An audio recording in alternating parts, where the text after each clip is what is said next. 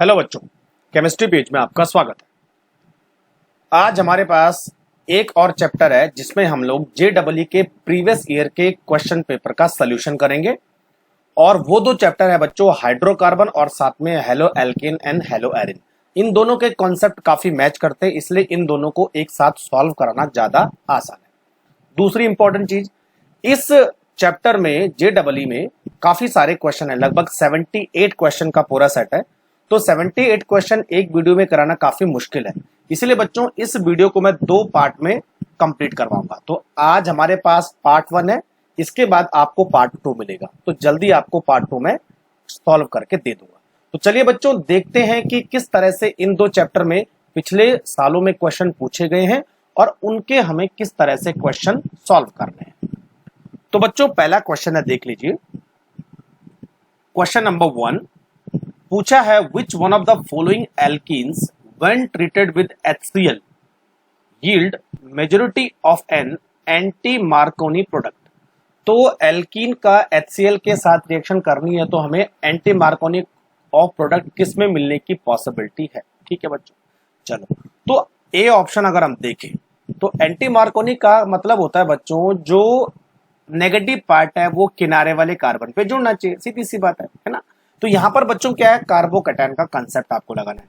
जो Cl है बच्चों, Cl यहां पे इलेक्ट्रॉन डोनेटिंग ग्रुप की तरह काम करेगा, तो इसका मतलब यहां पे माइनस और बीच वाले पे प्लस, तो Cl हमेशा बीच वाले कार्बन पे आएगा, यानी मार्कोनिक ऑफ। बी वाले पे देख लेते हैं, अगेन सेम, नाइट्रोजन पे लोन पेयर है तो ये लोन पेयर इधर जाएंगे, ये इधर, अगेन यहां पर प्लस और यहां पर माइनस, है ना। अच्छा, OCH3 के साथ भी ऐसा ही कंसेप्ट है, इधर और इधर, है ना, बीच वाले पे प्लस और इधर वाले पे माइनस। ठीक है, अच्छा, और लेकिन अगर हम बच्चों CF3 की बात करें तो CF3 में क्या है, यहां पर इलेक्ट्रॉन विड्रॉइंग इफेक्ट है, -I। ठीक है, अच्छा, -I होने की वजह से इस पर जो है माइनस आएगा और इस पर प्लस आने की पॉसिबिलिटी है, क्योंकि इस तरह से इलेक्ट्रॉन का माइग्रेशन होगा। तो अब जो हमारा नेगेटिव पार्ट है वो जो है इस कार्बन पर अटैक करेगा, यानी डी वाले ऑप्शन में एंटी मार्कोनिक ऑफ बनने की पॉसिबिलिटी मैक्सिमम है। बाकी ए, बी और सी में इलेक्ट्रॉन डोनेशन होने की वजह से बीच वाले कार्बन पर प्लस चार्ज आएगा, तो जो Cl है वो बीच वाले कार्बन पे आएगा, यानी मार्कोनिक ऑफ प्रोडक्ट बनेगा। तो ये बच्चों इसमें कंसेप्ट आपको इस्तेमाल करना है। ठीक है, तो समझ में बात आ गई, D option will be correct. Number 2, ये हमारे पास है 4-क्लोरोटोल्यूइन और इसमें दो रिएजेंट दे रखे, एक Cl2 और HNu और दूसरा है H2O एंड हीट। तो कौन सा प्रोडक्ट बनेगा? देखो बच्चों, सबसे पहले हम बात करते हैं Cl2 की, है ना। Cl2 और HNu, Cl2 और HNu जहां पर होते हैं, इसका मतलब वहां पे फ्री रेडिकल सब्स्टिट्यूशन रिएक्शन होगी। तो बेंजीन का हाइड्रोजन तो रिप्लेस नहीं होगा, लेकिन एल्काइल ग्रुप के हाइड्रोजन रिप्लेस होंगे। ठीक है बच्चों, तो देखो यहां पर क्या होगा, CH और एक Cl यहां पर रिप्लेस होगा, एक Cl यहां पर रिप्लेस होगा। ठीक है, तो पहले कंसेप्ट में दो Cl रिप्लेस हो जाएंगे। उसके बाद बच्चों क्या होगा, वाटर का एडिशन होगा, तो वाटर जो है as a nucleophilic substitution reaction करेगा, तो दोनों Cl जो है दो OH के थ्रू रिप्लेस हो जाएंगे, इस तरह से, है ना। अच्छा, अब दे रखा बच्चों ये डेल्टा का साइन, मतलब हीट है, तो हीट करोगे तो वाटर मॉलिक्यूल रिमूव हो जाएगा, -H2O। तो बच्चों हमें यहां पर मिल जाएगा बेंजल्डिहाइड, है ना, CHO, और पैरा पोजीशन पर तो क्लोरीन लगा है, वो कुछ होगा नहीं, इस तरह। तो बच्चों हमारा जो आंसर हो जाएगा वो होगा डी। यहां पर बच्चों एक डाउट और है, अगर आप बोलोगे कि मिथाइल ग्रुप से यहां पर 3 हाइड्रोजन क्लोरीन के थ्रू रिप्लेस हो जाते हैं इस तरह से, ये भी पॉसिबिलिटी है। ठीक है, और उसके बाद अगर हम हाइड्रोलाइसिस करें तो तीनों के तीनों क्लोरीन जो है 3 OH के थ्रू रिप्लेस हो जाते हैं इस तरह से, और उसके बाद बच्चों हम हीट करें तो हमें जो है बेंजोइक एसिड मिल जाता है इस तरह से, और पैरा पोजीशन क्लोरीन, जैसे कि ऑप्शन में ये है, ये वाला, है ना, ये भी पॉसिबिलिटी है। लेकिन बच्चों इसके लिए हमें जो है जो क्लोरीन वाला पार्ट है, ये वाला पार्ट है, ये चाहिए एक्सेस। एक्सेस होगा तभी जाके तीनों के तीनों हाइड्रोजन रिप्लेस होंगे, फर्स्ट कंडीशन। और दूसरी कंडीशन में बच्चों क्या है कि हाइड्रोलाइसिस और हीट करने से यहां तक पहुंचते। इसके बाद बच्चों क्या होगा, अगर हम इसका बेसिक मीडियम में देखें तो ये -COO में कन्वर्ट हो जाएगा। और उसके बाद दोबारा से जब हम इसका हाइड्रोलाइसिस करेंगे एसिडिक मीडियम में, देन हमें जो है कार्बोक्सिलिक एसिड मिलेगा। यानी कार्बोक्सिलिक एसिड तक पहुंचने के लिए ये वाली कंडीशन से थोड़ा सा हमें एक्सेस होना पड़ेगा। इसीलिए जो है CH3 ग्रुप डायरेक्ट किस में कन्वर्ट हुआ, CHO ग्रुप। तो थोड़ा टीडीएस क्वेश्चन है, समझने का फेर है बस। तो बच्चों आंसर हो जाएगा D. Question number 3, poly substitution is the major drawback in. बोलने का मतलब है कि पॉली सब्स्टिट्यूशन सबसे ज्यादा किस रिएक्शन में पॉसिबल है, और बच्चों इसका जवाब है फ्रीडल क्राफ्ट एल्काइलेशन। रीजन देखिए, जब हम फ्रीडल क्राफ्ट एल्काइलेशन करेंगे तो RCl लेंगे और ऊपर लेंगे AlCl3, ठीक है। तो यहां पर क्या हो जाएगा, बेंजीन के ऊपर एक एल्काइल ग्रुप जुड़ जाएगा। तो बच्चों जो एल्काइल ग्रुप है वो इलेक्ट्रॉन डोनेटिंग ग्रुप है। इसका मतलब ये क्या करेगा, बेंजीन रिंग को एक्टिवेट करेगा। और जब बच्चों बेंजीन रिंग एक्टिवेट होगी तो दोबारा से इस पर जो है एल्काइलेशन की पॉसिबिलिटी बढ़ जाएगी। तो इस तरह से जो है इस पर पॉली सब्स्टिट्यूशन लगते जाएंगे, यानी 1 2 3 4 इस तरह सब्स्टिट्यूशन, क्योंकि रिंग जो है एक्टिवेट होगी है। लेकिन बच्चों अगर आप रीमर टीमन रिएक्शन देंगे तो रीमर टीमन रिएक्शन में क्या रिंग के ऊपर लगता है, CHO। और CHO बच्चों एक तरह का इलेक्ट्रॉन विड्रॉइंग ग्रुप है, तो रिंग की एक्टिविटी कम हो गई है। इसी तरह फ्रीडल क्राफ्ट एसाइलेशन में भी आपको क्या मिलता है, COCH3 लगता है, और COCH3 इलेक्ट्रॉन विड्रॉइंग ग्रुप है, अगेन रिंग को डीएक्टिवेट करेगा। इन केस एनिलीन का एसिटाइलेशन, तो बच्चों जब हम एनिलीन का एसिटाइलेशन करते हैं तो हमें इस तरह का कोई ग्रुप मिलता है। अगेन ये जो है वीकली एक्टिवेटिंग ग्रुप है, यानी डीएक्टिवेट कर देता है ग्रुप को, तो रिएक्टिविटी कम हो जाती है रिंग की। तो बी, सी और डी में ऐसे ग्रुप इंट्रोड्यूस होते हैं जो बेंजीन रिंग को डीएक्टिवेट करते हैं, जबकि ए में ऐसा ग्रुप का इंट्रोडक्शन होता है जो बेंजीन रिंग को एक्टिवेट करता है। एक्टिवेशन सब्स्टिट्यूशन को बढ़ाता है, इजी करता है। समझ में बात आ गई। Question number 4, the increasing order of reactivity of the following compound towards aromatic substitution reaction, यानी ESR। इलेक्ट्रोफिलिक सब्स्टिट्यूशन रिएक्शन में आपको रेट पता करना है, ठीक है बच्चों। कंसेप्ट क्या था, इलेक्ट्रॉन डोनेटिंग अगर ग्रुप जुड़ा होगा तो वो रेट को बढ़ा देगा, इलेक्ट्रॉन विड्रॉइंग जुड़ा होगा तो रेट को घटा देगा। अब देखो इलेक्ट्रॉन डोनेटिंग ग्रुप कौन कौन से, ये वाला इलेक्ट्रॉन डोनेटिंग है, तो सबसे पहले आना चाहिए बी, उसके बाद ये भी इलेक्ट्रॉन डोनेटिंग है, उसके बाद आना चाहिए सी, ठीक है। Cn और Cl इलेक्ट्रॉन विड्रॉइंग है, Cl वीकली इलेक्ट्रॉन विड्रॉइंग है, तो बच्चों देन आना चाहिए ए, और उसके बाद लास्ट में आना चाहिए डी। तो BCAD, BCAD कौन सा है बच्चों, BCAD, यस। तो 4 का आंसर हो जाएगा सी, ठीक है। 5th पे आ जाओ, the major product of the following reaction is. तो ये कोई कंपाउंड दे रखा है और पहली कंडीशन है बच्चों एल्कोहलिक KOH। अच्छा, एल्कोहलिक KOH का काम क्या होता है, डिहाइड्रो हैलोजिनेशन, ऐसा कुछ काम होता है, यानी एलिमिनेशन रिएक्शन करेगा, ठीक है। लेकिन बच्चों यहाँ पर 2 चीजें एलिमिनेशन होने के लिए पॉसिबिलिटी है, एक ये वाला Cl, एक ये वाला Cl। लेकिन बच्चों ये वाला Cl बेंजीन से डायरेक्ट कनेक्ट है, यानी रेजोनेंस है, तो इसका एलिमिनेशन पॉसिबल नहीं, केवल इसका एलिमिनेशन होगा। और एलिमिनेशन किसकी वजह से होगा बच्चों, सेट-जेफ रूल की वजह से। तो एक बीटा कार्बन ये रहा, दूसरा बीटा कार्बन ये रहा, यहां से हाइड्रोजन जाएगा तभी जाके मेजर प्रोडक्ट बनेगा। तो जब एल्कोहलिक KOH की रिएक्शन होगी तो बच्चों ये कुछ इस तरह बन जाएगा, देखो 1 2 3, ये वाली हमारे पास प्रोडक्ट मिल जाएगी, ठीक है। अब ये बोल रहा है सेकंड कंडीशन में यहां पर पॉलीमराइजेशन होगा, free radical polymerisation, free radical polymerisation, ठीक है बच्चों। अब एक चीज आपको ध्यान रखनी है कि ये वाला ग्रुप और Cl हमेशा पैरा पोजीशन पर है एक दूसरे की। यहां चेक करो बच्चों, यहां देखो मेटा पोजीशन पर है, तो ये पॉसिबल है नहीं। OH कभी आ नहीं सकता है, ये भी कभी आ नहीं सकता है, इसका मतलब C और D और B पॉसिबल है नहीं। आंसर होगा बच्चों ए। लेकिन बच्चों यहाँ पर थोड़ी सी एक गड़बड़ है, जब इसका फ्री रेडिकल पॉलीमराइजेशन होता है तो इस तरह का एक पॉलीमर बनता है, ये वाला, यहां भी CH3 आता है और यहां भी CH3 आता है।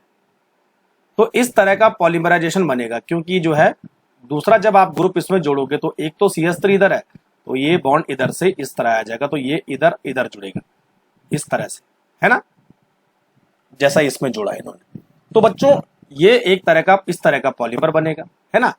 तो ये आंसर होना चाहिए, लेकिन यहां पर इन्होंने बी को आंसर किया, लेकिन जब बी में मेटा पोजीशन पर Cl है तो मेटा पोजीशन पॉसिबल है नहीं, तो आप आंसर करोगे ए, लेकिन दोनों CH3 ऊपर लगा हुआ। ठीक है बच्चों, नेक्स्ट हमारे पास है क्वेश्चन नंबर 6। पूछा है the major product of the following reaction is. अच्छा, एल्काइन है और एल्काइन में पहले जुड़ रहा है DCl, तो बच्चों ट्रिपल बॉन्ड DCl के साथ एडिशन रिएक्शन दिखाएगा। तो D है पॉजिटिव, Cl है नेगेटिव, तो Cl हमेशा बीच वाले कार्बन पे अटैक करेगा और D किनारे वाले कार्बन पे। ठीक है, तो हमारा जो प्रोडक्ट बनेगा वो बनेगा CH और यहाँ पे Cl double bond CHD। Concept clear. अब सेकंड रिएक्शन में क्या होगा, दोबारा से DI की रिएक्शन होगी, D और I। अगेन दोबारा से बच्चों मार्कोनिकॉफ का एडिशन होगा, तो जो I है वो बीच वाले कार्बन पे अटैक करेगा और D किनारे वाले कार्बन पे। तो CH3 सिंगल बॉन्ड C और एक तरफ Cl है और दूसरी तरफ I है और CHD2 ऐसा। तो अब देखो कहीं दिख रहा है ऐसा प्रोडक्ट, ये वाला बच्चों देखो D, CH3 CiCl और CHD2, तो ये आंसर हो जाएगा। एक चीज का हमेशा ध्यान रखना, जब डबल बॉन्ड और ट्रिपल बॉन्ड में अनसिमेट्रिकल एल्किन और एल्काइन में एडिशन रिएक्शन होती है तो हमेशा मार्कोनिकॉफ का यूज करना है बच्चों, वहां पर मार्कोनिकॉफ के अकॉर्डिंग ही रिएक्शन होगी। तो जो नेगेटिव पार्ट है वो हमेशा बीच वाले कार्बन पे ही अटैक करेगा, चाहे एक बार कराओ चाहे दो बार कराओ। ठीक है, question number 7। Increasing order of reactivity of the following compound towards SN1 mechanism, है ना। तो SN1 के हिसाब से सबसे ज्यादा रिएक्टिव कौन सा होना चाहिए। अच्छा, अगर आपको याद होगा बच्चों तो SN1 हमेशा कार्बोकैटायन मीडिएटेड रिएक्शन देता है, तो जिस कार्बोकैटायन की स्टेबिलिटी सबसे ज्यादा होगी उसमें सबसे ज्यादा फास्ट SN1 रिएक्शन होगी। तो क्या करो आप, Cl को हटाओ और कार्बोकैटायन बनाते जाओ। ये कार्बोकैटायन, इसमें ये कार्बोकैटायन, इसमें ये बेंजाइल कार्बोकैटायन और इसमें ये कार्बोकैटायन। ठीक है बच्चों। अच्छा, अब देखो कि कार्बोकैटायन की स्टेबिलिटी सबसे ज्यादा किसमें है। A और B तो एल्काइल वाले हैं, D और C एरोमेटिक वाले हैं, यानी बेंजाइल वाले। तो बेंजाइल की कार्बोकैटायन की स्टेबिलिटी एल्काइल से ज्यादा होती है। लेकिन बच्चों इन दोनों में देखो, यहाँ OCH3 है, it is electron donating group, electron donate करेगा तो यहाँ कार्बोकैटायन की स्टेबिलिटी बढ़ेगी क्योंकि चार्ज कम होगा। ठीक है, जितना चार्ज कम होगा उतनी उसकी स्टेबिलिटी बढ़ेगी, जिसका मतलब C सबसे ज्यादा रिएक्टिव होगा और C के बाद होगा D। अच्छा, B और C में से बच्चों ये वाला जो कार्बोकैटायन है इसमें दो मिथाइल ग्रुप जुड़े हैं, इस कार्बोकैटायन में एक मिथाइल ग्रुप जुड़ा है। इलेक्ट्रॉन डोनेशन कार्बोकैटायन की स्टेबिलिटी को बढ़ाता है, तो अब A पहले आ गया और B बाद में चला गया, तो CDAB, CDAB, हाँ इंक्रीजिंग ऑर्डर में, तो आंसर हो जाएगा बच्चों C। समझ में आ रहा है। 8 दोबारा से वही पूछ दिया, increasing rate of SN1 reaction in the following compound. Same concept है, कार्बोकैटायन की स्टेबिलिटी को चेक करना है। तो यहां पर I हटा दो, कार्बोकैटायन बनाओ, दोबारा से I हटा दो, कार्बोकैटायन बनाओ, यहां से I हटा दो, कार्बोकैटायन बनाओ, यहां से I हटा दो, कार्बोकैटायन बनाओ। ठीक है, सारे के सारे बच्चों बेंजाइल कार्बोकैटायन है, लेकिन यहां पर जो है ग्रुप के जुड़ने से इनकी एक्टिविटी या इनकी स्टेबिलिटी अलग अलग होगी। ठीक है बच्चों, तो डोनेटिंग ग्रुप स्टेबिलिटी को बढ़ाएंगे, तो ये भी डोनेटिंग है, ये भी डोनेटिंग है ना। OMe भी डोनेटिंग है, लेकिन बच्चों ये मेटा पर जुड़ने से विड्रॉइंग हो गया, -I, ध्यान रखना ये -I हो गया क्योंकि मेटा पर है। अगर ये पैरा पर होता तो ये +R और -I होता है। समझ रहे ना कंसेप्ट मेरा। तो B जो है सबसे कम, ठीक है, उसके बाद A उससे ज्यादा, और यहां पर बच्चों देखिए OCH3 का इलेक्ट्रॉन डोनेशन ज्यादा है बचाए CH3 के, इसीलिए जो है C थोड़ा सा कम और D सबसे ज्यादा। तो DCAB इंक्रीजिंग ऑर्डर में करना है, तो BA, सॉरी ये मैंने गलत कर दिया ना इसमें, हाँ ऐसा होना, ओके सॉरी है ना, इस तरह से आएगा। तो DCAB, DCAB, DCAB, DCAB यानी बी वाला ऑप्शन करेक्ट है। तो 8 का आ जाएगा बी। ठीक है, क्वेश्चन नंबर 9 पे आओ। The major product of the following reaction is. तो बच्चों देखो यहां पर ये हमारे पास एल्काइल हैलाइड है ये वाला, और ये मिथेनॉल है। अच्छा, रिएक्शन कौन सी होगी? डबल बॉन्ड भी दे रखा है और OCH3 का एडिशन भी है। तो इसका मतलब एडिशन, इसका मतलब एलिमिनेशन भी हो सकता है और सब्स्टिट्यूशन भी हो सकता है। तो बच्चों पता कैसे करें कि एलिमिनेशन होगा कि सब्स्टिट्यूशन होगा? डिपेंड करेगा कि ये जो हमारा न्यूक्लियोफाइल है वो स्ट्रॉन्ग है कि वीक है। तो बच्चों यहां पर CH3O न्यूक्लियोफाइल है, इट इज वीक बेस। और बच्चों जो वीक बेस होते हैं वो हमेशा सब्स्टिट्यूशन करते हैं, एलिमिनेशन नहीं करते। ठीक है, तो इसका मतलब जो है सब्स्टिट्यूशन होगा। अच्छा, जो सब्स्टिट्यूशन होगा वो SN1 होगा व SN2। अब ये प्रॉब्लम है। तो बच्चों मिथेनॉल एज ए सॉल्वेंट भी है और एज ए न्यूक्लियोफाइल भी है, इसका मतलब यहाँ पे हमेशा SN1 होगी। और जब भी SN1 होती है तो कार्बोकैटायन का इन्वॉल्वमेंट होता है। तो सबसे पहले यहाँ से Br हटाओ और इस कार्बोकैटायन को बनाओ। This is secondary carbocation. यहाँ से बच्चों H यहाँ निकल जाएगा और ये प्लस चार्ज यहाँ जाएगा। This is tertiary carbocation. तो अब हमारे पास इस तरह का एक कार्बोकैटायन बन चुका है। अब इस कार्बोकैटायन पर न्यूक्लियोफाइल का अटैक होगा। न्यूक्लियोफाइल कौन सा है? CH3O-। तो डायरेक्ट यहाँ पे जुड़ जाएगा, यानी आंसर हो जाएगा बच्चों सी। समझ रहे मेरी बात? तो पहले आपको ये पता करना है कि सब्स्टिट्यूशन होगी या एलिमिनेशन होगी। उसके बाद ये पता करना है कि सब्स्टिट्यूशन में SN1 होगा या SN2 होगा। तो मैंने आपको बताया था अगर सॉल्वेंट ही न्यूक्लियोफाइल है तो हमेशा वो SN1 होती है, और SN1 हमेशा कार्बोकैटायन मीडिएटेड रिएक्शन होती है। क्वेश्चन नंबर 10 आ जाओ। The increasing order of reactivity of the following compounds towards electrophilic aromatic substitution। बस वही ESR का कॉन्सेप्ट, बहुत ज्यादा क्वेश्चन आती है। ठीक है, electron donating rate of reaction को बढ़ाएंगे, विड्रॉइंग घटाएंगे। This is donating, this is withdrawing, this is withdrawing. Cl weekly withdrawing है, लेकिन COCH3 स्ट्रांगली विड्रॉइंग। तो सबसे ज्यादा होगा बच्चों 2, उसके बाद होगा 1 और लास्ट में आ जाएगा 3। तो इंक्रीजिंग ऑर्डर है तो 3 1 2 आ जाएगा। 3 1 2 कहाँ है इंक्रीजिंग ऑर्डर में? 3 1 2, yes.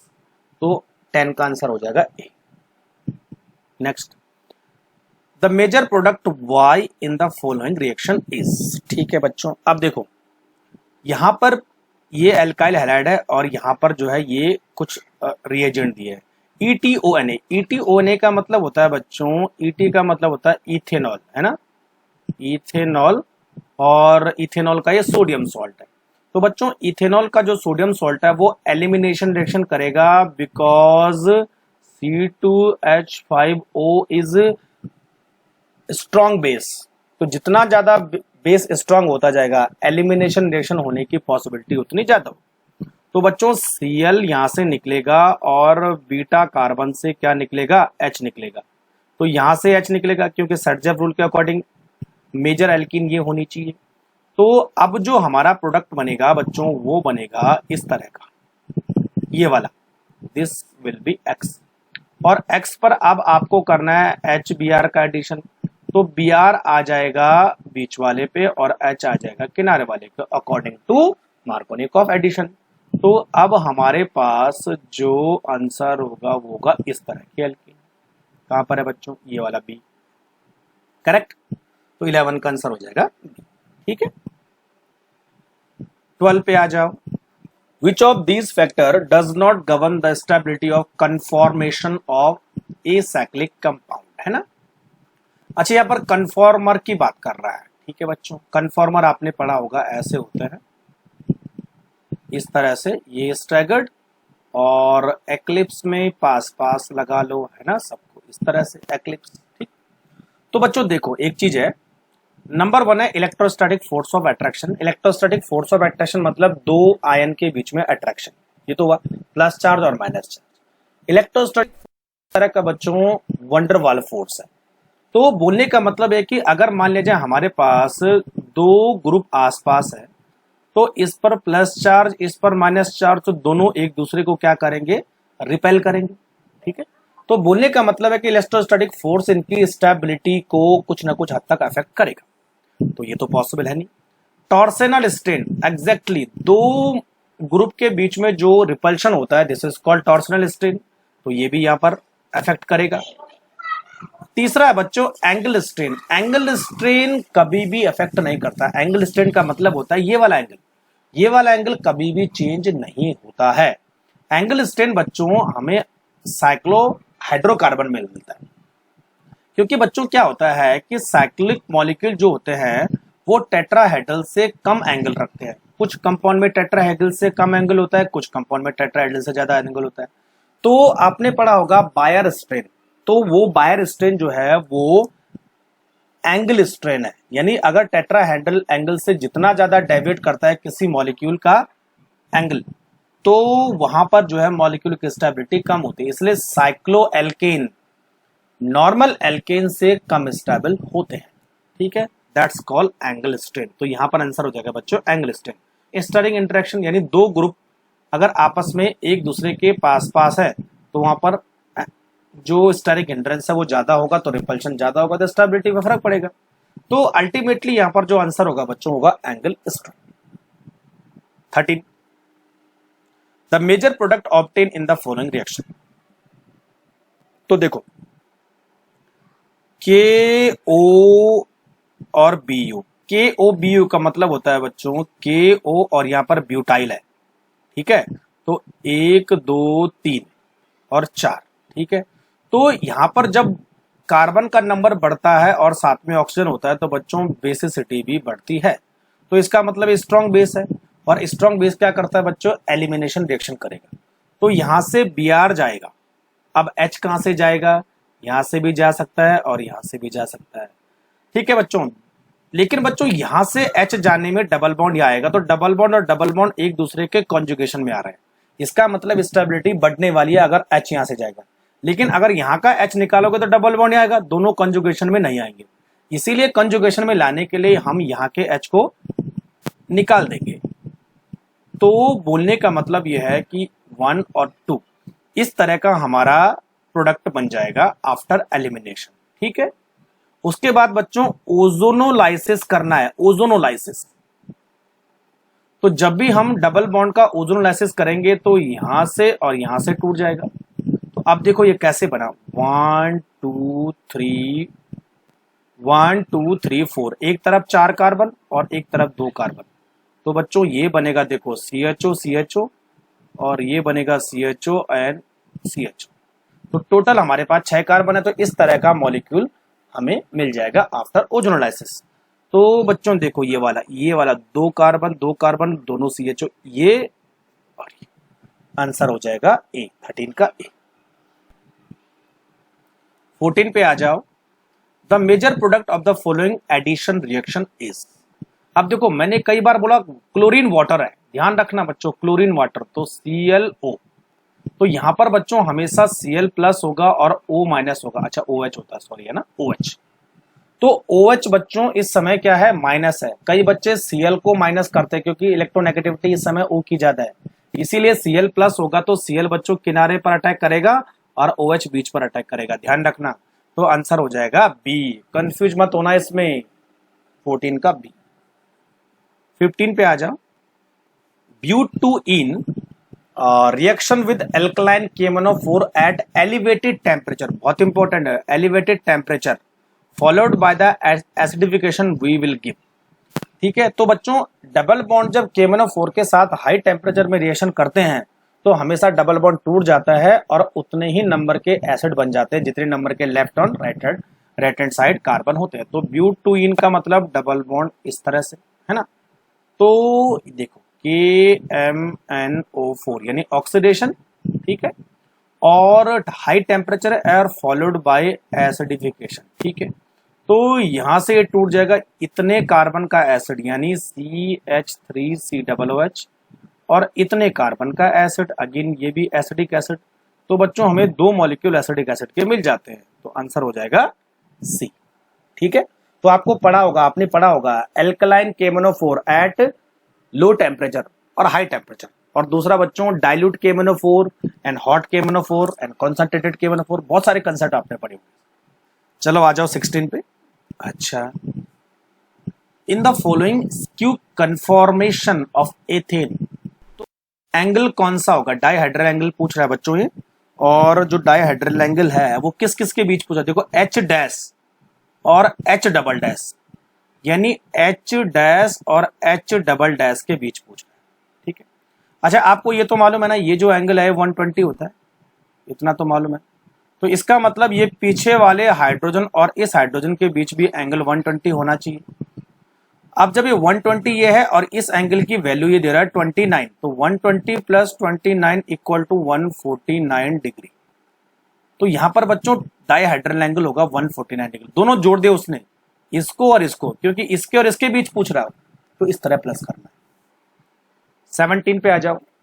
Heating of 2-chloro-1-phenyl butane with ETOK और ETOH gives a X as a major product. तो पहले देख लेते हैं ब्यूटेन, 2-chloro-1-phenyl ब्यूटेन। अच्छा पहले ब्यूटेन बना लेते हैं, 1 2 3 4।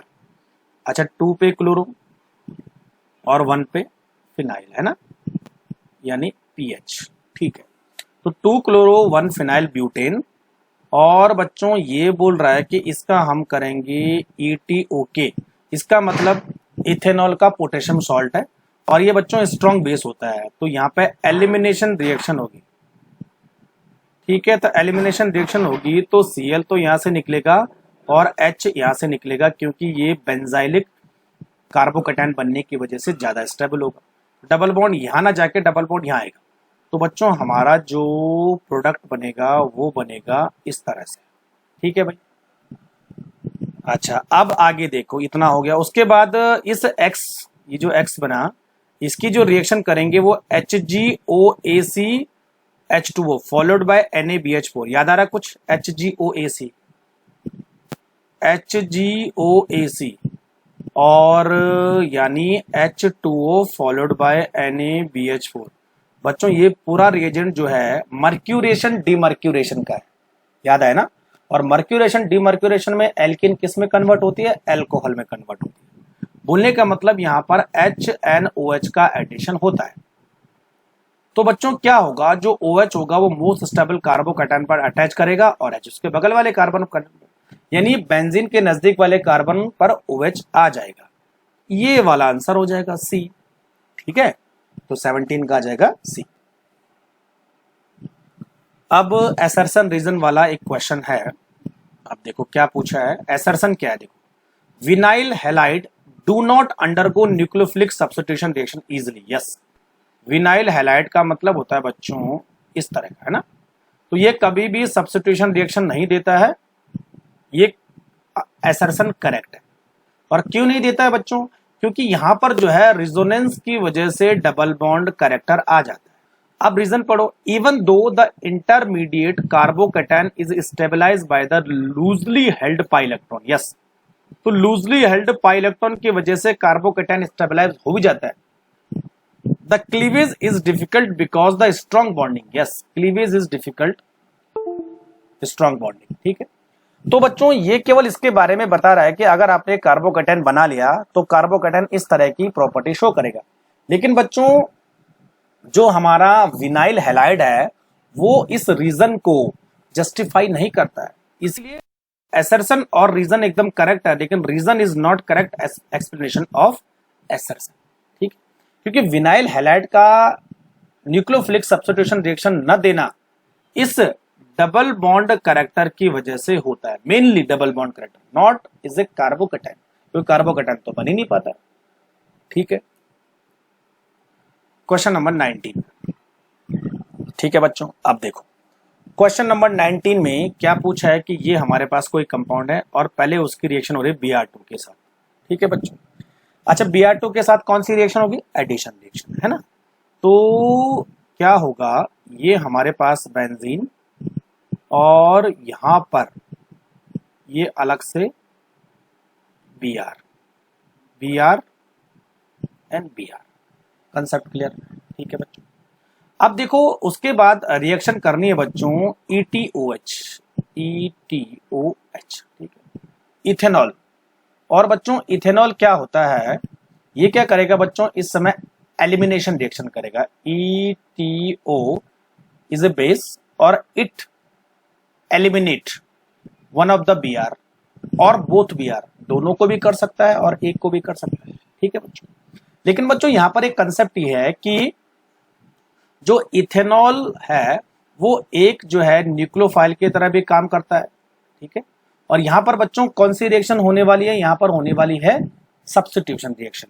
अब देखिए सब्स्टिट्यूशन रिएक्शन होगी, दिस इज सब्स्टिट्यूशन रिएक्शन। लेकिन यहां पर देखिए बच्चों इथेनॉल जो है पोलर प्रोटिक सॉल्वेंट है, यानी ये न्यूक्लियोफाइल की तरह काम भी करेगा और सॉल्वेंट की तरह भी काम करेगा। इसका मतलब यहां पर SN1 रिएक्शन होगी, नॉट SN2। और बच्चों SN1 रिएक्शन हमेशा कार्बोकैटायन मीडिएटेड रिएक्शन होती है। तो अगर मैं दोनों Br में से दोनों के कार्बोकैटायन बनाने की कोशिश करता हूं तो कौन कार्बोकैटायन ज्यादा स्टेबल है, ये वाला कार्बोकैटायन ज्यादा स्टेबल है, because it is benzylic carbocation, है ना। तो ये Br रिप्लेस होगा, ये Br वही का वही छूट जाएगा, ठीक है। तो अल्टीमेटली हमें जो प्रोडक्ट मिलेगा बच्चों वो मिलेगा, ये Br वहीं पर रहने वाला है और यहां हो जाएगा OET, करेक्ट। तो आंसर हो जाएगा बच्चों टी, ठीक है। इस तरह से आपको ये कंसेप्ट इस्तेमाल करना है। 20 the major product of the following reaction is, yes, ठीक है। चलो तो ये कंपाउंड है और पहला है KOH और एक्वस। तो बच्चों एक्वस KOH सब्स्टिट्यूशन रिएक्शन करता है, तो ये हेलोजन को रिप्लेस करेगा और उसकी जगह में OH लगा देगा। दो हेलोजन है, Br भी है और ये Br है, लेकिन बच्चों ये एल्काइल टाइप का Br है, ये एराइल टाइप का। यहाँ पर रिजोनेंस है तो इस Br को हटाना तो मुश्किल है, लेकिन ये Br आसानी से हट जाएगा। तो अब हमारे पास जो प्रोडक्ट बनेगा वो कैसा बनेगा, देखो यहाँ पर, और ये Br तो यही रहने वाला है। तो यहाँ पर क्या होगा, ये 1 2 3 ऐसा और Br की जगह OH, ठीक है। सेकंड वाले में क्या है, देखो बच्चों क्रोमियम ऑक्साइड और H+ यानी एसिडिक कंडीशन। तो क्रोमियम ऑक्साइड एक ऑक्सीडाइजिंग एजेंट होता है, वो बच्चों इस प्राइमरी अल्कोहल को किसमें कन्वर्ट कर देगा, कार्बोक्सिलिक एसिड में। तो अब जो हमारा प्रोडक्ट बनेगा वो एक कार्बोक्सिलिक एसिड होने वाला है, इस तरह का। देखो Br तो वही है और कार्बोक्सिलिक एसिड मतलब C≡OH, ऐसा हो जाएगा कार्बोक्सिलिक एसिड। अब थर्ड में बच्चों क्या है, H2SO4, ठीक है। तो जब H2SO4 की रिएक्शन होती है तो क्या होता है बच्चों, साथ में हीटिंग भी है तो डिहाइड्रेशन होगा। तो डिहाइड्रेशन में क्या होगा बच्चों, यहाँ का H और यहाँ का OH आपस में मिलेंगे और ये इसको वाटर के फॉर्म में निकाल देगा, तो ये पूरा कार्बन यहाँ अटैच हो जाएगा। अच्छा आपका एक और क्वेश्चन हो सकता है कि H यहाँ पर भी जा सकता है, लेकिन बच्चों जितने ग्रुप नजदीक रहेंगे उतना रिपल्शन होता है। देखो अच्छा OH और OH को तो हटा दो ना, ये तो पॉसिबल है ही नहीं, Br और Br पॉसिबल है। लेकिन बच्चों देखो इस Br की और इस पूरे ग्रुप पोजीशन है वो काफी दूर है, ये Br और ये Br नजदीक है। तो बच्चों दोनों पॉसिबल है, लेकिन नजदीक वाले में स्टेबिलिटी कम होती है, दूर वाले में स्टेबिलिटी ज्यादा होती है। इसीलिए देखो 1 2 कार्बन 1 2 और CO और ये जुड़ जाएगा इस तरह से, है ना। तो ए वाला ऑप्शन आएगा। डी वाला क्यों नहीं आया, रिपल्शन है। ग्रुप जितने नजदीक रहेंगे रिपल्शन बढ़ेगा, ग्रुप जितने दूर रहेंगे रिपल्शन घटेगा। Question number 21, which of the following compound is not aromatic, yes, है ना। एरोमेटिक वाला कॉन्सेप्ट मालूम है आपको, चलो देख लेते हैं। क्या ढूंढना है बच्चों, सिंपल पाई इलेक्ट्रॉन काउंट करने हैं, 6 10 14 एरोमेटिक बताते हैं, और 2 भी आता है इसमें, 2 6 10 14, इसमें आता है 4 8 12, ये बताते हैं एंटी एरोमेटिक, ठीक है बच्चों। अब देखो पायरोल में 2 2 4 2 6 इलेक्ट्रॉन है तो एरोमेटिक है। ये देखो बच्चों 2 और 2 4 इलेक्ट्रॉन है, 4 पाई इलेक्ट्रॉन है, तो ये एंटी एरोमेटिक है, बी, आंसर बी होगा। इसमें देखो 2 2 4 और माइनस चार्ज है, 6 है, और पिरिडीन तो होता ही वैसे भी, तो ये भी 6 है, तो बचा कौन, B, B will be anti aromatic, ठीक है। इसमें नॉट एरोमेटिक दिखा है, लेकिन बच्चों ये एंटी एरोमेटिक होगा क्योंकि यहाँ पर 4 पाई इलेक्ट्रॉन है, तो आंसर हो जाएगा बी। 22 क्या पूछा है देखो, the major product of the following reaction is. अच्छा देखो, सबसे पहला है बच्चों AlCl3। अच्छा, AlCl3 का काम क्या होता है? Fiddle craft alkylation. तो यहाँ पर एल्काइल हैलाइड कौन सा है? ये वाला एल्काइल हैलाइड है, और ये बेंजीन है। तो बेंजीन का कोई एक हाइड्रोजन निकलेगा और इस एल्केन के साथ ये साइक्लिक कंपाउंड बनाएगा। तो बच्चों क्या होगा? सबसे पहले Cl विल बी रिप्लेस और कार्बोकैटायन जनरेट हो जाएगा। ये तो है ना, AlCl3 ये काम करता है। अब बच्चों ये कार्बोकैटायन प्राइमरी है, लेकिन इसको और स्टेबल होना है, तो यहां से H निकलेगा और ये कार्बोकैटायन यहां शिफ्ट हो जाएगा। तो अब हमें इस तरह का कोई कंपाउंड मिल जाएगा। देखो ये OCH3 और मेटा पोजीशन पर 1 2 3 4 इस तरह से, और तो यहां कार्बोकैटायन बन जाएगा, है ना, करेक्ट। अब बच्चों क्या होगा देखो, और ये इधर से अटैक करेगा, ठीक है, तो इस तरह अटैक करेगा। ये तो बोलने का मतलब है हमारा कि एक इस तरह का कंपाउंड हमें मिल जाएगा OCH3, और देखो 1 2 कितने कार्बन है? 1 2, और सीधा तीसरे कार्बन पर ये यहां से अटैच्ड है, और एक कार्बन बाहर की तरफ आ जाएगा, ये वाला, ठीक है, ये और ये 2 कार्बन बाहर की तरफ आ जाएंगे इस तरह से। कहीं दिख रहा है ऐसा कोई? ये वाला D वाला दिख रहा है मुझे तो, है ना, यस। तो 22 का बच्चों आंसर हो जाएगा D। थोड़ा टिपिकल है समझने का। फिर 23, the major product of the following reaction is, yes. अच्छा देखो KOH, और कौन सा KOH है बच्चों? एल्कोहलिक KOH है। एल्कोहलिक KOH का काम होता है एलिमिनेशन करना, यानी डिहाइड्रोहेलोजिनेशन, ठीक है बच्चों। तो 2 Br हैं, दोनों Br क्या करेंगे? डिहाइड्रोहेलोजिनेशन करेंगे, ठीक है। तो Br तो यहां से निकालो और डबल बॉन्ड बच्चों यहां लगाओ, और Br यहां से निकालो और डबल बॉन्ड यहां लगाओ। मैंने डबल बॉन्ड 2 अल्टरनेट इसलिए रखे ताकि जो है कंजुगेशन मॉलिक्यूल की स्टेबिलिटी को बढ़ा दे। तो बच्चों एक डबल बॉन्ड को तो फिनाइल के नजदीक रहना पड़ेगा और दूसरे डबल बॉन्ड उसके आजू बाजू। तो देखो हर किसी में यहां पर भी कॉन्जुगेशन है, लेकिन बच्चों बेंजीन के नजदीक जितना डबल बॉन्ड रहेगा स्टेबिलिटी उतनी बढ़ेगी। यहां पर भी कॉन्जुगेशन है, यहां पर कॉन्जुगेशन नहीं है। तो सबसे पहले तो क्या ढूंढना है? कॉन्जुगेशन। फिर डबल बॉन्ड हमेशा बेंजीन के नजदीक वाले कार्बन से पे लगे, क्योंकि यहां का हाइड्रोजन सबसे ज्यादा एलिमिनेट होने वाला है, क्योंकि स्टेबिलिटी बढ़ेगी, ठीक है, सर्ट-जेव्स रूल।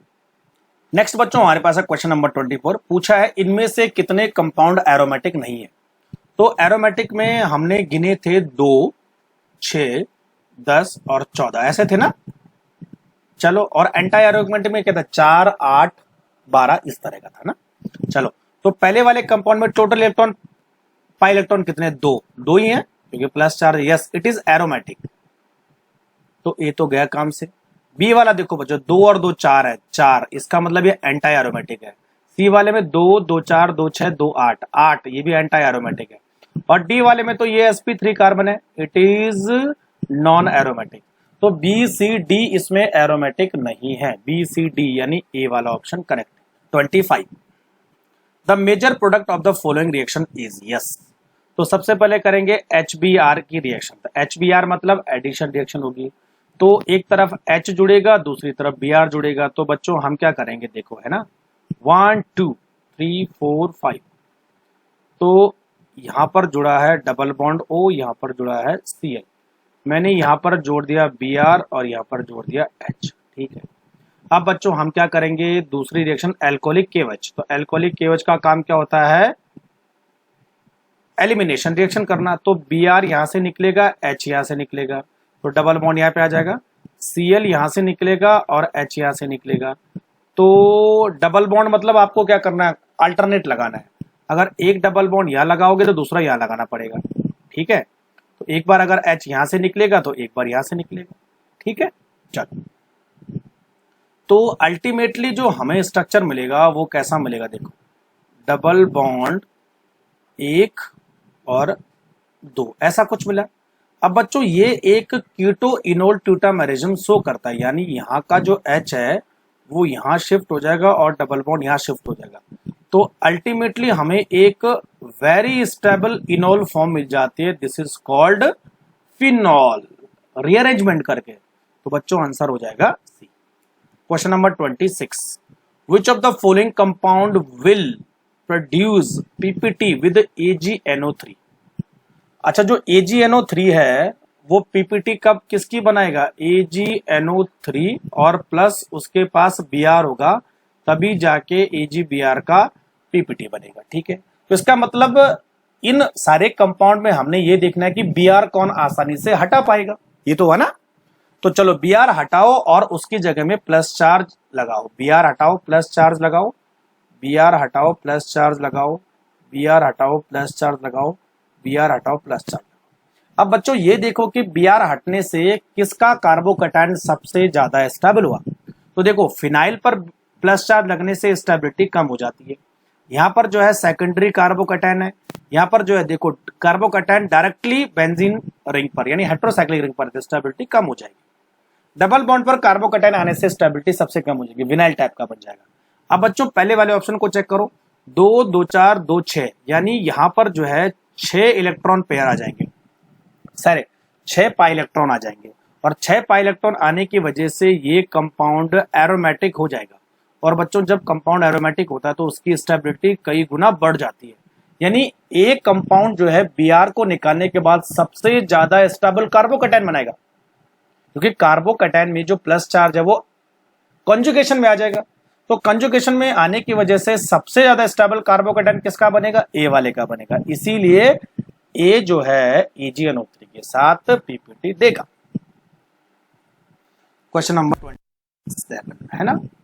अच्छा 27 में क्या पूछा है, among the following 4 aromatic compound which one will have lowest melting point. अच्छा मेल्टिंग पॉइंट की बात करें, देखो बच्चों जो मेल्टिंग पॉइंट है वो 2 चीजों पे डिपेंड करता है, एक तो हाइड्रोजन बॉन्डिंग पे डिपेंड करता है और दूसरा डिपेंड करता है मॉलिक्यूल के साइज पर, है ना। साइज बढ़ता जाएगा तो मेल्टिंग पॉइंट बढ़ता जाएगा, क्योंकि डेंसिटी बढ़ती जा रही है। ठीक है, अब बच्चों ये देखो कि हाइड्रोजन बॉन्डिंग किसमें आ रही है, तो कार्बोक्सिलिक एसिड तो हाइड्रोजन बॉन्डिंग बनाते बनाते हैं।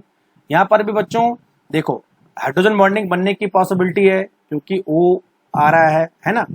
अच्छा यहाँ पर भी हाइड्रोजन बॉन्डिंग बनने की पॉसिबिलिटी मैक्सिमम है।